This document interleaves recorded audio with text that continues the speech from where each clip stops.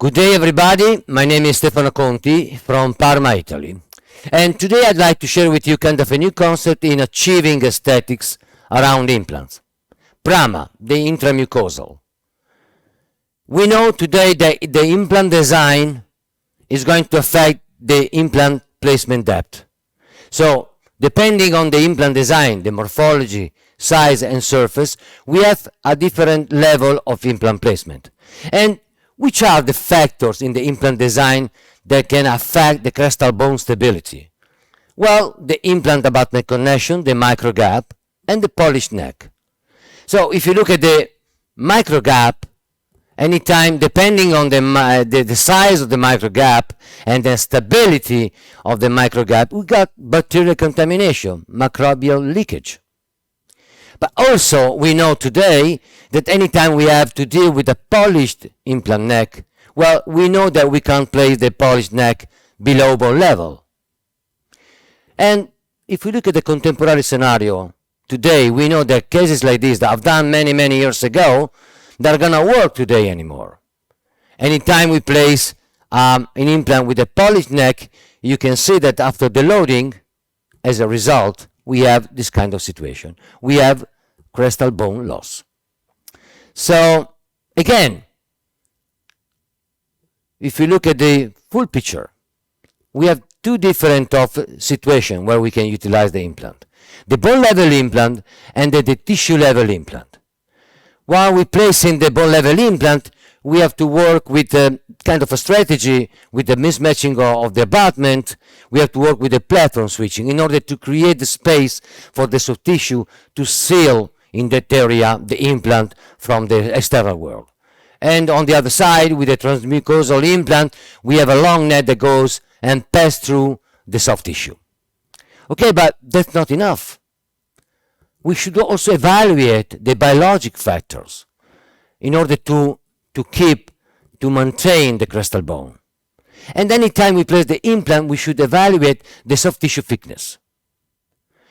Because we know that anytime after the incision we have, for example, 4 millimeters of crestal soft tissue thickness, we know for sure that we got the right amount of soft tissue that is going to recreate the supracrestal tissue attachment, which is the natural barrier for the implant to the external world.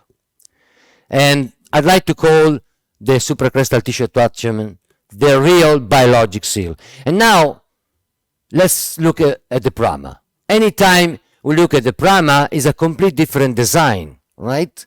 And if you look carefully, we have a neck of the implant, which is convergent. And the surface of the neck is a UTM surface, ultra-thin treated microsurface, which is ideal for fibroblasts. Fibroblasts get attached around the neck and they create a thick ring of stable soft tissue around the neck of the implant.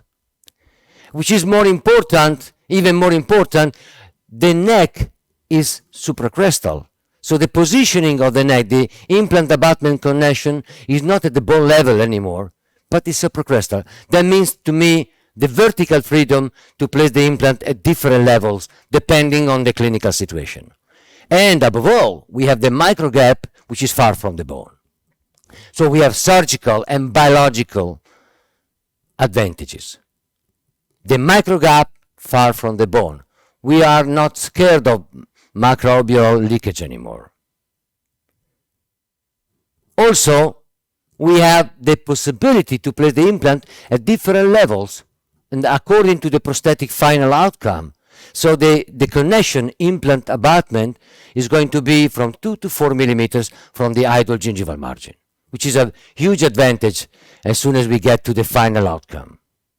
Okay, so this is what we can get with this new concept, advanced concept of implant.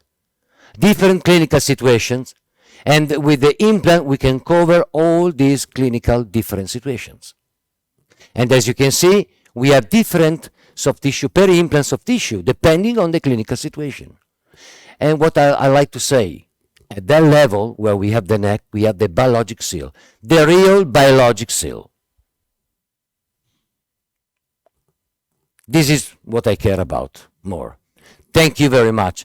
And please, if you want to know more about this, please stay tuned. Thank you.